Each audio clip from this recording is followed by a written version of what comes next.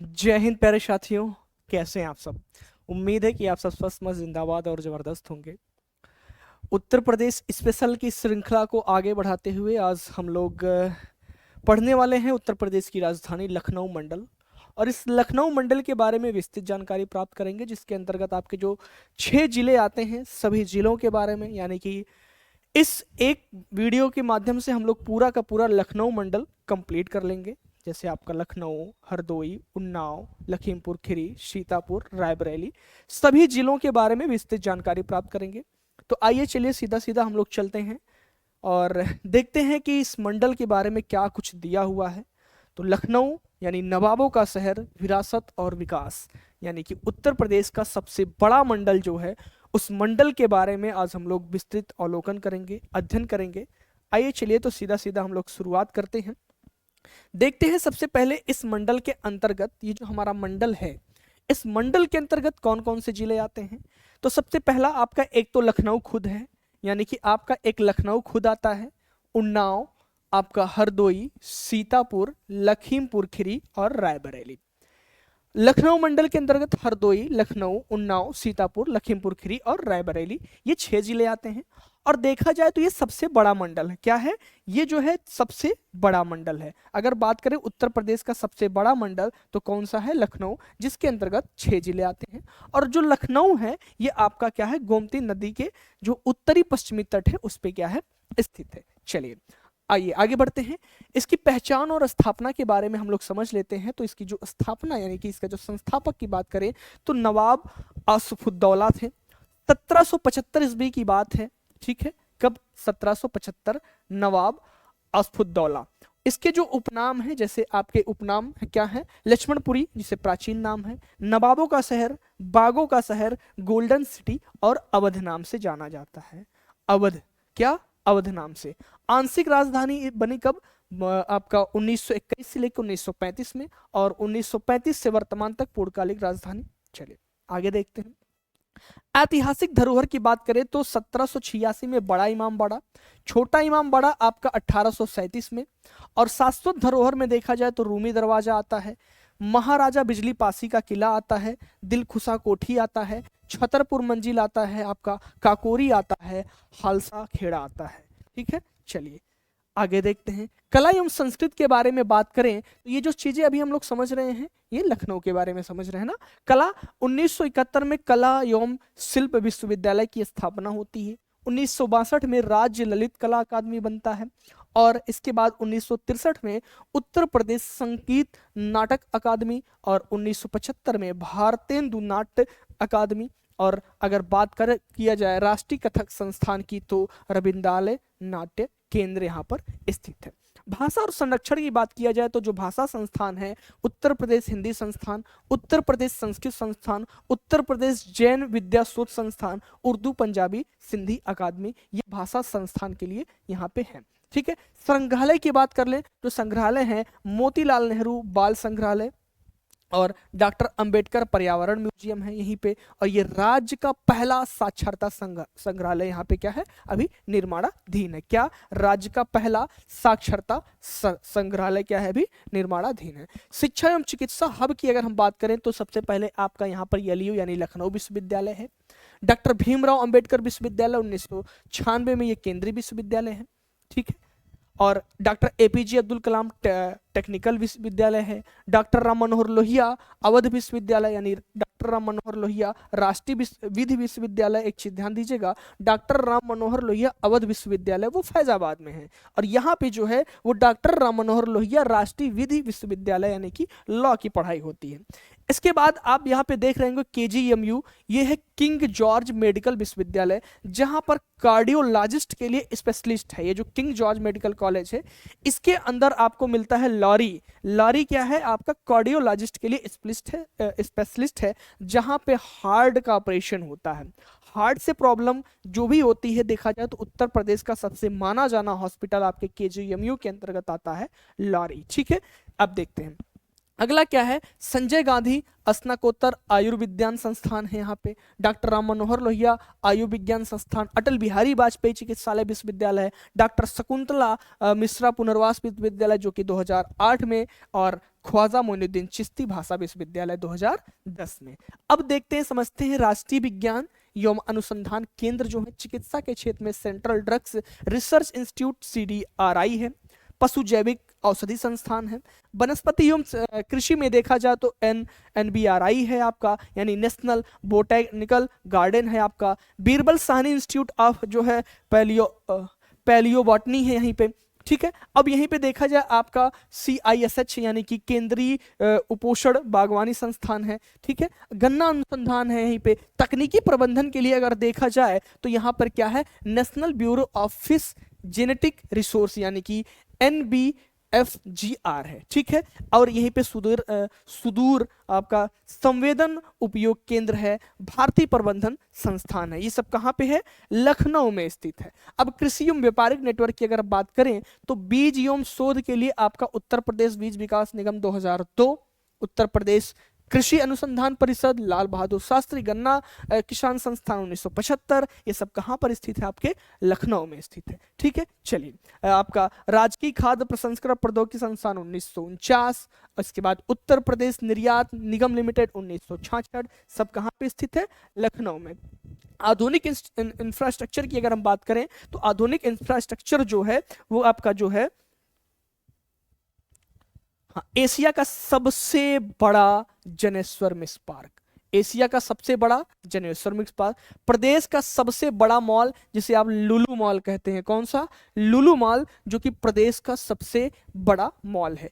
Asia का प्रथम DNA bank यहीं पर है, देश का तीसरा रीजनल साइंस सिटी यहीं पर है, ठीक है। प्रथम जैविक प्रौद्योगिकी पार्क है, लोहिया पार्क है, इको गार्डन है, रमाबाई अंबेडकर मैदान है जहां पर भीड़ इकट्ठा होती है इसी रमाबाई मैदान में, ठीक है। चलिए आगे देखते हैं, खेल एवं वन्य जीव संरक्षण की अगर हम बात करें तो अटल बिहारी वाजपेयी इकाना अंतरराष्ट्रीय स्टेडियम, KD सिंह बाबू स्टेडियम, जहां पर आपको मेट्रो स्टेशन भी मिल जाता है। अगर लखनऊ में आप जाएंगे मेट्रो स्टेशन, मेट्रो में सफर करेंगे तो आपको बोलता है KD सिंह बाबू स्टेडियम, यानी कि KD सिंह बाबू स्टेडियम के पास क्या है, मेट्रो स्टेशन है। गुरु गोविंद सिंह स्पोर्ट कॉलेज है, नवाब वाजिद अली शाह प्राणी उद्यान तितली पार्क यहीं पे है, घड़ियाल पुनर्वास केंद्र है कुकरेल में, ठीक है। चलिए आगे समझते हैं क्या है, आगे नारी बंदी निकेतन की क्या है, नागरिक एवं प्रशासनिक धरोहर जो कारागार है, नारी बंदी निकेतन 1867,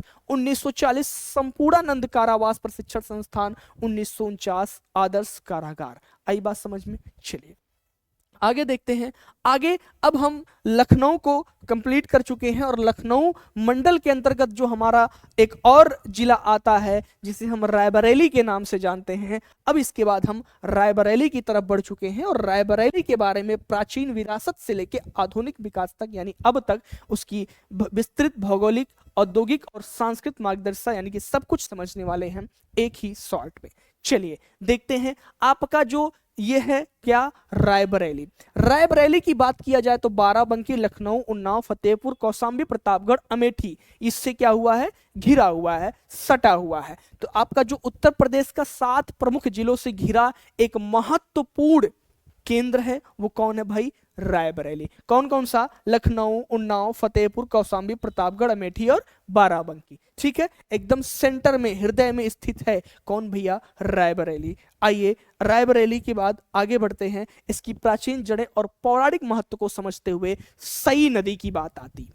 जिला का महाकाव्यकालीन नदी क्या है, सई नदी पर। ये जो जिला है ये महाकाव्यकालीन नदी सई नदी के तट पर स्थित है और इसी को पूज्य स्थली, क्या पूजनीय ऋषि जो दालभ्य थे यहीं पे क्या उनकी तपस्थली है, तपस्या स्थली है और इसको कहा जाता है छोटा काशी। क्या, छोटा काशी। पूछा जाता है छोटा काशी, तो छोटा काशी ये जो आपका डलमऊ है, डलमऊ नगर है, उसे छोटा काशी की उपमा दिया जाता है। किसको भाई, डलमऊ नगर को। डलमऊ नगर को कहा जाता है क्या, छोटा काशी। आई बात समझ में। प्रमुख पर्यटन स्थल देख लिया जाए अगर यहाँ पे तो शहीद स्मारक मुंशीगंज, आपका भारत माता मंदिर यहीं पे है और महेश विलास पैलेस शिवगढ़ और जो है डलमऊ। डलमऊ, अभी डलमऊ को एक और उपमा दिया गया, जरा आप लोग कमेंट करके बताएं डलमऊ को एक उपमा दिया गया है, किस नाम से डलमऊ को जाना जाता है। चलिए औद्योगिक इकाइयों को समझ लेते हैं। आपका जो रायबरेली है, national thermal power corporation Unchahar, NTPC. NTPC Unchahar, जहां पर क्या किया जाता है, विद्युत उत्पादन किया जाता है। कहां पे? ऊंचाहार में NTPC. Indian Telephone Industries, Birla cement factory. Birla की जो सीमेंट आप यूज करते हैं वो कहां पर है? आपका यहीं पे है, ठीक है। मसाला पार्क है यहाँ पे, भवानी पेपर मिल है यहीं पे। आपका रेल कोच कारखाना एवं रेल पहिया कारखाना कहाँ पे है भाई? अभी ये प्रस्तावित है आपके रायबरेली में। चलिए कुछ चीजें याद रखना है। NTPC, Indian Telephone Industries, Birla cement factory, Bhavani paper mill और मसाला पार्क, ये सब कुछ कहाँ पे है? आपके रायबरेली में है, रायबरेली में।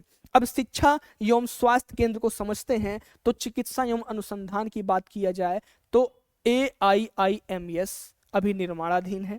आपका NIPR यहीं पे, यानी कि national institute of pharmaceutical education and research. और तकनीकी डिजाइन की बात किया जाए तो आपका NIFT यानी कि national institute of fashion technology. क्या? Fashion technology. प्रदेश का पहला traffic research institute of driving and traffic research, ये क्या है? प्रदेश का पहला है, ठीक है। आगे बढ़ते हैं। अब वन्य जीव एवं जल संरक्षण यानी कि हम समझ लेते हैं रामसर। तो आपका क्या है? समसपुर पश्चिम बिहार। क्या? समसपुर पश्चिम, समसपुर पश्चिम बिहार, जो कि आपका सलोन के निकट में रामसर आर्द्रभूमि स्थल के रूप में शामिल है। कौन? समसपुर पश्चिम बिहार। प्रमुख झील की अगर हम बात करें तो आपका क्या है? भुगेताल है आपका, और इसके बाद भुगेताल के बाद आपका क्या है? विषैथा ताल। विषैथा ताल है रामसर साइड, ठीक है। चलिए समसपुर पश्चिम बिहार कहाँ पे है भाई? सलोन के निकट में है, जो रामसर आपका आर्द्रभूमि स्थल में शामिल है। चलिए आगे बढ़ते हैं।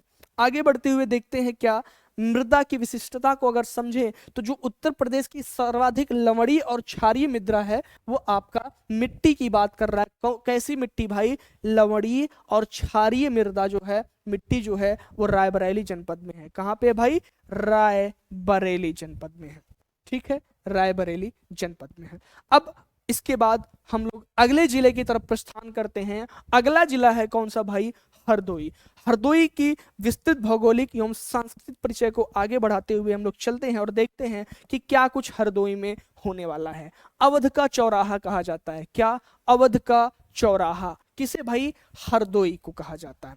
लखीमपुर खीरी, सीतापुर, लखनऊ, उन्नाव, कानपुर नगर, कन्नौज, फर्रुखाबाद, शाहजहांपुर, ये सबसे घिरा हुआ जिला कौन सा है? हरदोई। पूछा जाए अगर आपसे, क्या हरदोई लखीमपुर खीरी से सीमा बनाता है? बिल्कुल बनाता है। किस किस से सीमा साझा कर सकता है? किस किस जिले से सटा हुआ है? तो आपका लखीमपुर खीरी, सीतापुर, लखनऊ, उन्नाव, कानपुर नगर, कन्नौज, फर्रुखाबाद और शाहजहांपुर, ठीक है। इसे कहा जाता है अवध का चौराहा। क्या कहते हैं भाई? अवध का चौराहा। ऐतिहासिक विकास की अगर बात करें तो जो प्राचीन नाम था हरिद्रोही था। क्या था भाई? हरिद्रोही था। मध्यकाल की बात करें तो मध्यकाल में क्या हुआ था? बिलग्राम का युद्ध हुआ था। कौन सा? बिलग्राम का युद्ध हुआ था, जो कि शेरशाह और हुमायूं के मध्य हुआ था। कब हुआ था भाई? 1540 में हुआ था। कब हुआ था बिलग्राम का युद्ध? 1540 में। किसके किसके बीच हुआ था? शेरशाह और हुमायूं के बीच में हुआ था। आपका हरदोई का पुराना नाम पूछा जाए, हरिद्रोही है। क्या है? हरिद्रोही, यानी कि वैदिक काल में पुराना नाम हरिद्रोही था। आई बात समझ में? चलिए आगे बढ़ते हैं। हम लोग बहुत थोड़ा सा तेजी से खींचने का प्रयास कर रहे हैं क्योंकि हमें पूरे के पूरे 18 मंडल 75 जिलों को कवर करना है। इसके बाद और बहुत सारी चीज़ों को समझना है, क्योंकि हमारे पास अगर देखा जाए लेखपाल और जो हमारा जेई का एग्ज़ाम लगा हुआ है, सबकी डेटें फिक्स हो चुकी हैं, तो हमें जल्दी से पूरा यूपी स्पेशल को कवर करना है। और कृषि क्षेत्र में अगर देखा जाए, सर्वोच्चता की बात किया जाए तो गेहूं, क्या, गेहूं अनाज। उत्तर प्रदेश का सर्वाधिक उत्पादक तथा सर्वाधिक क्षेत्रफल की बात किया जाए तो कौन सा है भाई, आपका हरदोई गेहूं है। मक्का, उत्तर प्रदेश का सर्वाधिक उत्पादकता कौन है भाई, मक्का का, और गेहूं का कौन है, आपका हरदोई है। ठीक है, हरिद्रोही, हरिद्रोही, हरदोई। और पारिस्थितिक धरोहर की बात किया जाए तो सांडी पश्चिमी बिहार, कौन सा भाई, सांडी पश्चिमी बिहार, जो रामसर आर्द्रभूमि में शामिल है। ये लगभग जो है 3 वर्ग किलोमीटर स्थापना इसकी यानी स्थापित है 1990। कौन, सांडी पश्चिमी बिहार, रामसर आर्द्रभूमि स्थल 3 वर्ग किलोमीटर में क्या है, फैला हुआ है। ठीक है, चलिए अब विधानसभा क्षेत्र देख लेते हैं। तो इसके अंतर्गत कुल 8 विधानसभा आती है। कौन कौन सी आती है भाई, आपका सवायजपुर और शाहाबाद, हरदोई खुद आता है, बिलग्राम आपका आता है, सांडी आता है, गोपामऊ आता है, संडीला आता है और बालामऊ आता है। आई बात समझ में, कौन कौन सा, सवायजपुर, शाहाबाद, हरदोई, बिलासग्राम, बालामऊ, सांडी, गोपामऊ, सांडीला। चलिए आगे बढ़ते हैं, देखते हैं प्रमुख संस्थान एवं और इसकी संरचना क्या है। देखें, राजा टोडरमल के बारे में आप लोग पढ़े होंगे। राजा टोडरमल सर्वे एवं भूलेख प्रशिक्षण संस्थान कहाँ पे है भाई, आपके हरदोई में है, राजा टोडरमल। ठीक है, आता है जब पंचायत की बात है ना, राजा टोडरमल। इसके बाद क्या है आपका, यहीं पे साइंस पार्क है संडीला में, आपका राजकीय एलोपैथिक मेडिकल कॉलेज है आपका। ठीक है, गन फैक्ट्री है, ये सारी चीजें हैं अभी, लेकिन ये क्या है, प्रस्तावित है, ये बात ध्यान दीजिएगा। टेक्सटाइल पार्क क्या है, यहाँ पे प्रस्तावित है। चलिए आगे देखते हैं, पर्यटन एवं संस्कृति के बारे में बात कर लेते हैं। तो यहाँ पे विक्टोरिया हॉल है, संकट हरण मंदिर है, क्या है भाई, संकट हरण मंदिर है, क्या है, संकट हरण मंदिर है, विक्टोरिया हॉल है, नवाब दिलेर खां का मकबरा है, दहर झील है, क्या है, दहर झील है। अब हरदोई एक दृष्टि में अगर देखें तो यहाँ पे बिलग्राम का युद्ध हुआ था 1540 में, और रामसर स्थल कौन है, सांडी है। अर्थव्यवस्था यहाँ की बात किया जाए तो गेहूं और मक्का पे है, मक्का पे। कुल 8 विधानसभा इसके अंतर्गत आता है, हरदोई, हरिद्रोही। ठीक है, चलिए आगे बढ़ते हैं। आगे आ गया सीतापुर, विरासत, आस्था और उद्योग का संगम। सीतापुर के बारे में हम लोग समझेंगे, इतिहास, भूगोल, आधुनिक विकास लेकर अब तक सारी चीजें का हम लोग यहाँ दर्शन करने वाले हैं। अगला जिला हमारा है जो लखनऊ मंडल के अंतर्गत आता है, वो कौन सा है, सीतापुर है। कौन सा मंडल है भाई, सीतापुर के बारे में हम लोग थोड़ा सा समझ लेते हैं कि सीतापुर के अंदर क्या कुछ चीजें हैं, भौगोलिक स्थिति क्या दी हुई, क्या सारी चीजें हैं, कहाँ पे, सीतापुर में। सीतापुर की बात किया जाए तो जो सीतापुर आपका है लखनऊ से सटा हुआ है, सॉरी लखीमपुर खीरी से क्या हुआ है, सटा हुआ है, लखनऊ से सटा हुआ है, हरदोई से है, बाराबंकी से है और बहराइच से। कहाँ पे है भाई, गोमती नदी, गोमती नदी के तट पर स्थित है।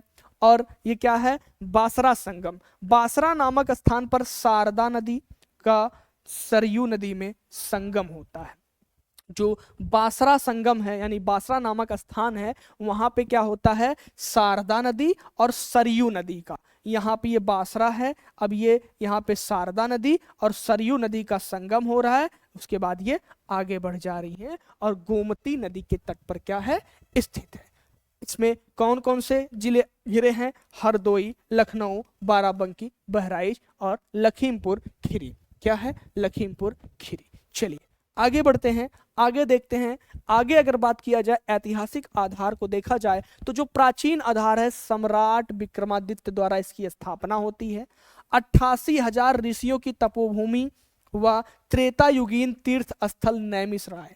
ठीक है, चलिए मुगल सम्राट अकबर ने 9 रत्नों में से एक टोडरमल की जन्मभूमि है, किसकी है, टोडरमल की जन्मभूमि है। ठीक है, ऐतिहासिक आधार क्या, विक्रम आपका जो सम्राट विक्रमादित्य थे उनके द्वारा इसकी स्थापना की गई थी। 88,000 ऋषियों की तपो स्थली है। त्रेतायुगीन तीर्थस्थल की बात किया जाए तो नैमिषारण्य है। और मुगल कालीन अकबर के 9 रत्नों में से एक रत्न जो थे टोडरमल, उनकी ये जन्मभूमि है। और यहीं पे आपका क्या है, एक लहरपुर ग्राम में है। ठीक है, चलिए लहरपुर ग्राम में इनका क्या है, तप जन्मस्थली है। अब हम बात कर लेते हैं जो तीर्थ स्थल हैं, प्रमुख मंदिर व स्थल। ललिता देवी मंदिर, क्या भाई, ललिता देवी मंदिर, व्यास गद्दी और सूत गद्दी। ठीक है, ललिता देवी मंदिर, व्यास गद्दी और सूत गद्दी। यहीं पे पंचप्रयाग है, आपका पांडव किला है। क्या है भाई, व्यास नदी है, सूत नदी है, ललिता देवी मंदिर है, पंचप्रयाग है और पांडव किला है। अब पवित्र कुंड की बात किया जाए तो ये क्या है, चक्र तीर्थ है, सीता कुंड है, दधीची कुंड है, चक्र कुंड है और दार्शनिक कुंड है। यहीं पे भाई प्रसिद्ध मेला लगता है नैमिषारण्य में, परिक्रमा मेला, जो फाल्गुन में आपके ललिता देवी मंदिर यानी कि यहाँ पे क्या लगता है, प्रसिद्ध मेला लगता है। क्या लगता है भाई, प्रसिद्ध मेला लगता है। ठीक है, चलिए आगे बढ़ते हैं, आगे देखते हैं। इतनी बात समझ में आ गई। पूछा जाता है कि आपका ललिता मंदिर जो है, ललिता मंदिर जो है, देवी मंदिर, वो कहाँ पर स्थित है। ठीक है, चलिए सीतापुर, सीतापुर नैमिषारण्य में। ठीक है, आगे बढ़ते हैं, आगे देख लेते हैं कुछ औद्योगिक और आर्थिक परिदृश्य जो यहाँ के हैं। जैसे कृषि आधारित उद्योग की बात करें तो यहाँ पे प्लाईवुड उद्योग एवं गुड़ उद्योग। क्या, प्लाईवुड और गुड़ उद्योग। और यहीं पे आपके वस्त्र में देखा जाए तो कटसाल दरी का उद्योग, यानी सूती और ऊनी दरियों के लिए यह प्रसिद्ध है। और प्रमुख निर्यात केंद्र है लहरपुर एवं खैराबाद। विशेष रूप से ये ना दरी उत्पादन के लिए निर्यात किया जाता है।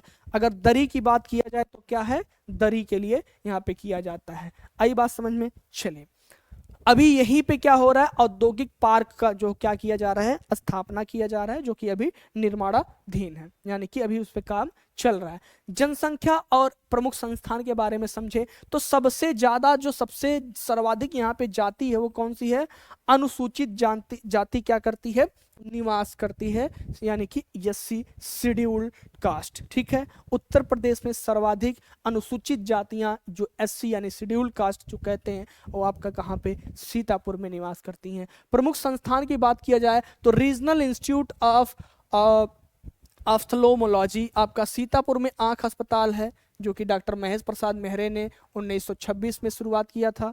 आचार्य नरेंद्र देव स्मृति पार्क है, आपका नरेंद्र देव स्मृति पार्क है। वानिकी की जानकारी हेतु इसे क्या किया इसमें होता है। अच्छा, अगर तीर्थ स्थल की बात करें तो नैमिषारण्य तीर्थ स्थल विकास परिषद मुख्यालय सीतापुर में इसका है, हेडक्वार्टर कहाँ भाई, सीतापुर में है। अब सीतापुर के कुछ गौरव हैं, जैसे नरोत्तम दास जी हैं, जो कि क्या थे, प्रसिद्ध कृति सुदामा चरित्र के रचयिता कौन है, नरोत्तम दास।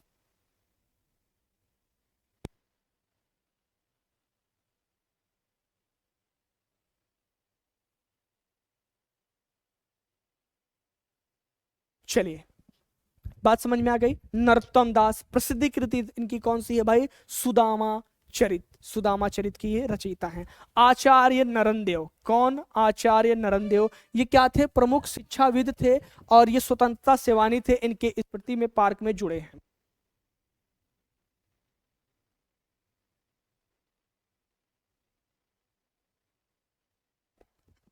चलिए, आचार्य नरेंद्र, ठीक है, प्रमुख शिक्षाविदियों में क्या थे, स्वतंत्रता सेनानी थे। कैप्टन मनोज पांडे, इन्हें परमवीर चक्र से सम्मानित किया गया है, कैप्टन मनोज पांडे को।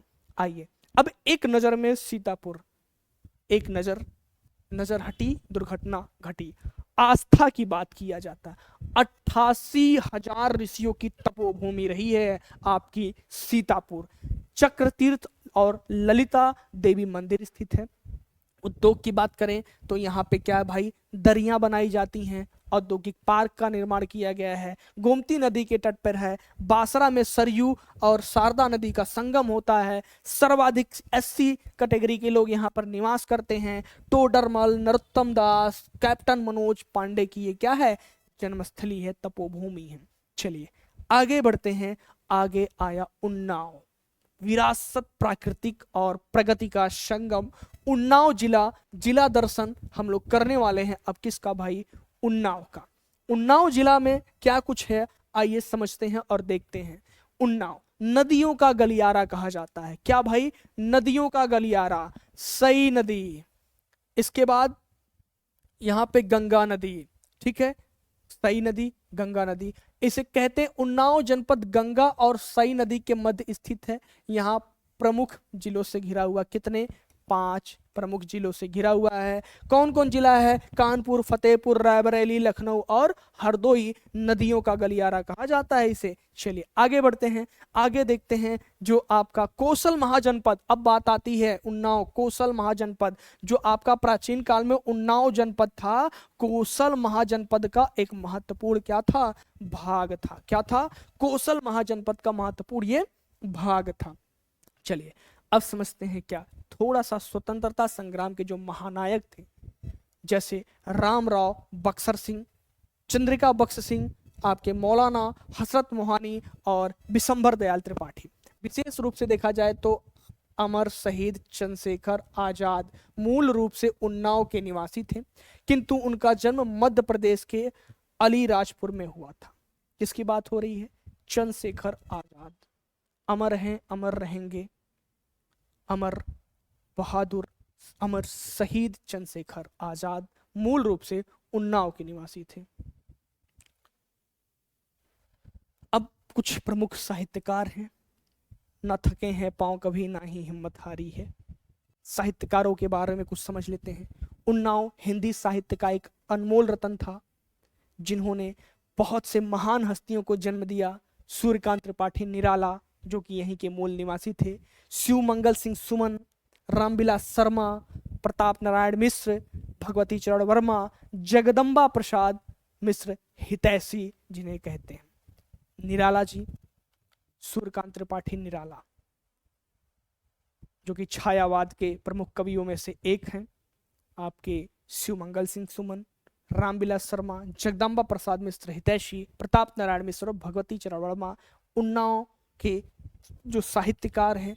और उन्नाव जो है क्या था? आपका साहित्यों के अनमोल रत्नों में से कई सारी ऐसी महान हस्तियों को जन्म दिया, जिन्होंने साहित्य के लिए अपना बड़ा योगदान दिया और पूरी तरीके से दुनिया में अपना नाम किया। सूर्यकांत त्रिपाठी निराला।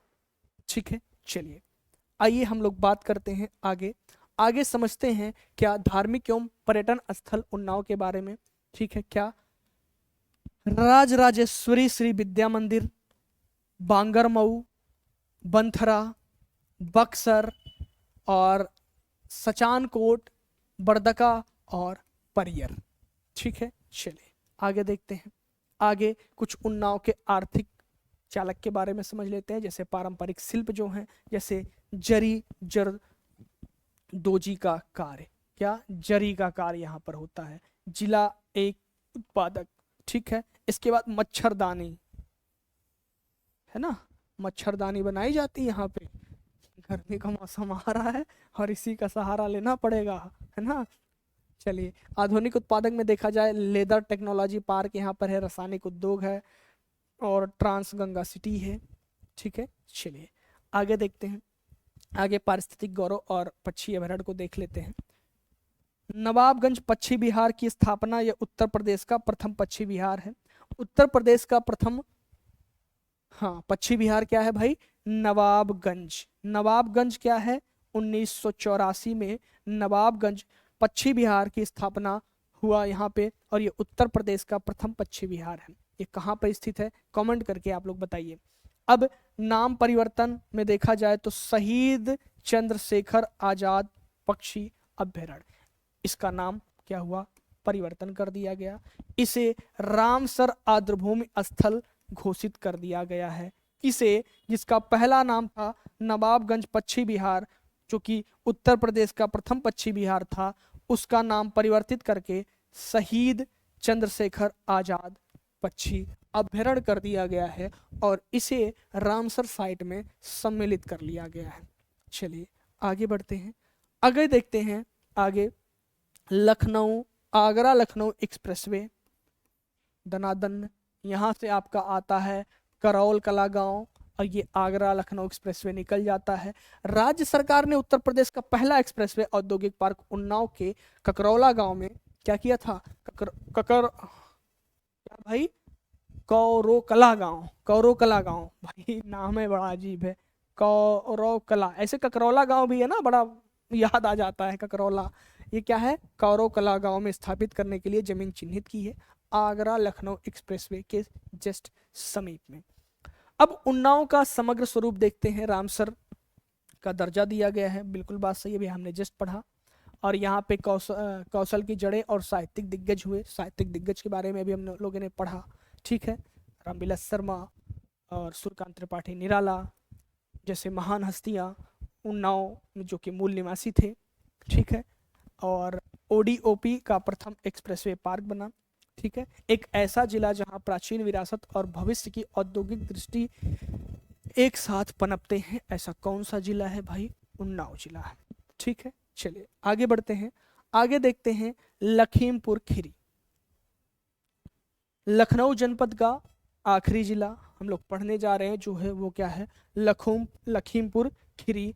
लखीमपुर खीरी उत्तर प्रदेश का सिरमौर जिसे कहा जाता है, क्या, उत्तर प्रदेश का सिरमौर कहा जाने वाला जिला कौन सा है, लखीमपुर खीरी। और लखीमपुर खीरी के बारे में अगर हम लोग देखें तो भाई ये क्या है, सबसे पहली बात तो 7,680 वर्ग किलोमीटर, यह उत्तर प्रदेश का सबसे बड़ा जनपद है। पहली बात निकल कर आती है क्या, ये उत्तर प्रदेश का सबसे बड़ा जनपद है। नेपाल, पीलीभीत, शाहजहांपुर, सीतापुर, हरदोई और बहराइच, नेपाल यहाँ से कुछ ही दूर पे है, ठीक है। और ये उत्तर प्रदेश का सबसे बड़ा जनपद है जो कि 7,680 वर्ग किलोमीटर में फैला हुआ है, ठीक है। भौगोलिक विस्तार को हम लोगों ने समझ लिया। अब देखते हैं वन संपदा, जो 18वीं वन रिपोर्ट 2023 की थी, तो इसे दिया गया क्या, प्रथम स्थान। प्रदेश का सर्वाधिक अति सघन वन क्षेत्रफल वाला जिला बन गया कौन सा भाई, आपका सीतापुर, ठीक है। द्वितीय स्थान सीतापुर, हरदोई हम लोगों ने पढ़ा। और आज हम लोग पढ़ने जा रहे हैं आखिरी जिला। अंत में आपको बताना है कि इसका जो भौगोलिक विस्तार है लखीमपुर खीरी का, इसे एक और नाम से जानते हैं जिसे हम लोग कहते हैं क्या, सिरमौर। उत्तर प्रदेश का सिरमौर कौन है भाई, आपका लखीमपुर खीरी। और सबसे बड़ा जनपद है लखीमपुर खीरी जो कि 7,680 वर्ग किलोमीटर में फैला हुआ है। और उत्तर प्रदेश का अति सघन वन वाला क्षेत्र का ये जिला है आपका लखीमपुर खीरी, जो कि प्रथम रैंक दिया गया। द्वितीय स्थान मिला है किसमें, प्रदेश का दूसरा सर्वाधिक वन क्षेत्रफल वाला जिला सोनभद्र के बाद आता है ये, ठीक है। सर्वाधिक कमी क्या है, वनावरण में सर्वाधिक कमी का दर्जा करने वाला जिला बन गया आपका क्या, ठीक है। चलिए आगे बढ़ते हैं, आगे बढ़ते हैं वन्य जीव अभ्यारण्य यात्रा देख लेते हैं। किशनपुर वन्य, जो आपका किशनपुर वन्य जीव अभ्यारण्य विहार है, कहाँ पे, किशनपुर वन्य जीव विहार की स्थापना यहाँ पर हुई है। दुधवा राष्ट्रीय उद्यान, यही पूछा जाता है एग्जाम में, दुधवा राष्ट्रीय उद्यान कहाँ पर स्थित है, लखीमपुर खीरी। उत्तर प्रदेश का एकमात्र राष्ट्रीय उद्यान कौन सा है, दुधवा राष्ट्रीय उद्यान है, जो कि आपके लखीमपुर खीरी में है। उत्तर प्रदेश का पहला टाइगर रिजर्व घोषित किया गया है किसे, दुधवा राष्ट्रीय उद्यान, जो कि आपके लखीमपुर खीरी में है। और ये उत्तर प्रदेश का एकमात्र ऐसा राष्ट्रीय उद्यान है, ठीक है। चलिए नेशनल पार्क है ये। अब वन्य जीव की तुलना को थोड़ा सा समझ लेते हैं। क्षेत्रफल में देखा जाए तो दुधवा राष्ट्रीय उद्यान जो है वो आपका 490.29 वर्ग किलोमीटर में है। और इसकी स्थापना हुई थी आपका 1977 में। इसका विशेष दर्जा दिया गया है उत्तर प्रदेश का एकमात्र राष्ट्रीय उद्यान और पहला टाइगर रिजर्व। किशनपुर वन्य जीव अभ्यारण्य की बात किया जाए तो ये 227 स्क्वायर फुट और किलोमीटर में है, वर्ग किलोमीटर में है। और इसकी स्थापना होती है 1972 में, यानी इससे पहले होती है, ठीक है। और ये क्या है, वन्य जीव विहार है, उत्तर प्रदेश का एकमात्र राष्ट्रीय उद्यान है। और पहला टाइगर रिजर्व कौन है, दुधवा राष्ट्रीय उद्यान, जिसकी स्थापना 1977 में होती है। इसे विशेष दर्जा दिया गया है टाइगर रिजर्व, ठीक है। आई बात समझ में। चलिए आगे बढ़ते हैं। आध्यात्मिक और सांस्कृतिक विरासत की बात को देखें। मेढक मंदिर, टर टर, मेढक मंदिर क्या है भाई, मेढक मंदिर। गोलागोड़ गोकर्णनाथ मुख्यालय 35 किलोमीटर से दूर है। यहाँ एक विशाल झील है और कान के आकार का क्या, कान के आकार का क्या है, या पर गोकर्णनाथ महादेव का शिवलिंग स्थापित किया गया। मकर संक्रांति पर यहाँ पर विशेष मेला का आयोजन किया जाता है। मेढक मंदिर यहाँ पर है। इंदिरा मनोरंजन पार्क यहाँ पर है। ठीक है, चलिए आर्थिक और औद्योगिक स्तंभ की बात किया जाए तो प्राकृतिक सिल्क। लखीमपुर खीरी को अपनी कृषि संपदा के कारण चीनी का कटोरा कहा जाता है। चीनी का कटोरा, लखीमपुर खीरी को क्या चीनी का कटोरा कहा जाता है? क्या चीनी का कटोरा, क्या कहते हैं भैया? चीनी का कटोरा किसे कहा जाता है? लखीमपुर खीरी का, क्योंकि यहाँ पर क्या है भाई, कृषि संपदा के कारण चीनी का कटोरा कहते हैं। और यहाँ पर पीतल की ढलाई की जाती है। क्या? पीतल की ढलाई की जाती है। और एक ऐसा जिला जहाँ पर जनजातीय शिल्प होती हैं, जैसे थारू जनजाति द्वारा निर्मित क्या है, थारू जनजाति जो होती है उनके द्वारा ये विशिष्ट उत्पादक का निर्माण किया जाता है। और यहाँ पर पीतल की ढलाई होती है, चीनी का कटोरा कहा जाता है, प्राकृतिक सिल्क कहा जाता है। चलिए आगे बढ़ते हैं, आगे देखते हैं आगे क्या विशालता की इसकी बात किया जाए, सबसे बड़ा जनपद है, सबसे बड़ा जनपद लखीमपुर खीरी 7680 वर्ग किलोमीटर में है। प्राकृतिक की बात किया जाए, एकमात्र राष्ट्रीय उद्यान है जो कि अति सघन है, हमने इस पे बात कर लिया। सांस्कृतिक एवं उद्योग की बात किया जाए तो जनजातीय शिल्प और गोकर्णनाथ मंदिर विरासत है। ठीक है, चलिए तो ये था हमारा लखनऊ मंडल। लखनऊ मंडल के बारे में हम लोगों ने जल्दी जल्दी फास्ट रिवीजन किया और बहुत ज़्यादा लंबी क्लास नहीं रखी जा रही है क्योंकि ज़्यादा और भी क्लासेस आपको लेनी रहती है, तो शॉर्ट टर्म में आपको समझाने का प्रयास किया गया है। हम लोगों ने लखनऊ मंडल के अंतर्गत आने वाले सभी जिलों के बारे में विस्तृत अध्ययन किया। आप लोग एक बार कमेंट करके बताइएगा कि आप किस मंडल से और किस जिले से आते हैं, और क्लास में कुछ और परिवर्तन किया जाए, क्या चीज़ें जोड़ी जाएं, इसके विषय में अगर आपका कुछ सुझाव होगा तो कमेंट करके जरूर बताइएगा। चैनल पर नए होंगे तो चैनल को सब्सक्राइब करना ना भूलिएगा, दोस्तों तक शेयर कीजिएगा। पसंद आया हो तो अपनी प्रतिक्रिया जरूर दर्ज करिएगा, और चैनल पे नए हैं तो सब्सक्राइब करना ना भूलिएगा। चलिए मिलते हैं फिर नेक्स्ट सेशन में, नया मंडल को पढ़ेंगे, नए जिलों को पढ़ेंगे। इसी के साथ आप सभी को जो है शुभ संदेश, आप सभी का जीवन उज्जवल हो, अपने मार्ग पर आप सकुशल सफल हो। जय हिंद, जय भारत।